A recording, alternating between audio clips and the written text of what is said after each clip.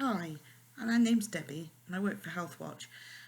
I work on the partnership boards and the community forums at Healthwatch. This is week 2 of lockdown and I just thought I'd share some experiences.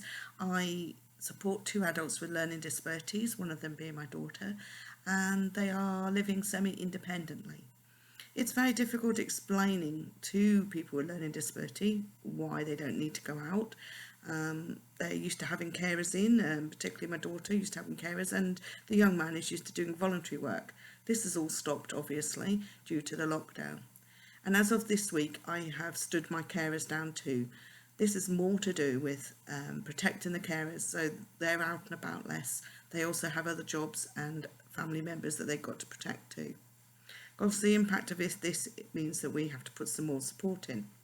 So what have we been doing? Well, we have been talking to them a lot about the reasons for staying in.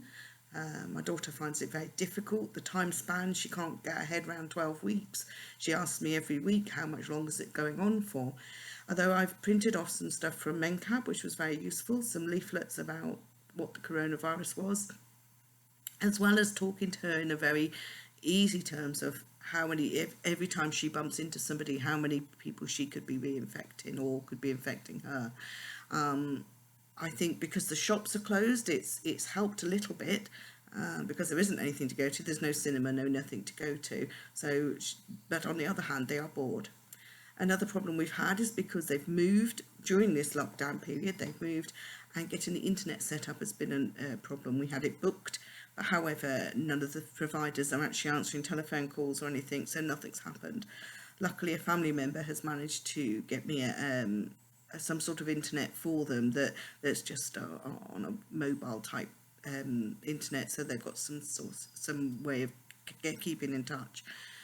This has been helpful for them because today they are planning to use that to do Zoom and join in with the church service that the church people that they usually go to on a Sunday, which would be quite nice for them if it works. I haven't had a progress report yet.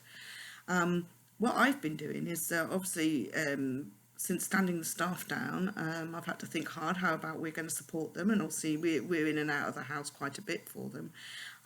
We are going to go in on alternate days, and we've asked the staff if they could make phone calls when or not, and one member of staff is still going to do the shopping for them, so they will still get their weekly goods and get a contact on that day. What I've also done is giving them loads of ideas of, they've got games, they've got jigsaws, they've got their little game consoles that they can play on, but I've actually printed off loads of worksheets, word searches, set them a challenge in the house to go and do a treasure hunt around the house for certain things, beginning with the letter of their name. So they are on a mission to do at least one task a day, with the result that they will get some Easter chocolate. I thought that was a good enough bribe since they can't go to the shop anyway.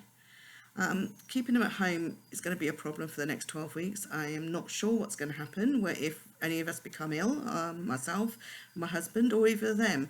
I think the whole situation, it would need to be re-looked at then. But we're smiling, or sort of, and they had their first attempt at cutting their own lawns yesterday, which was quite interesting.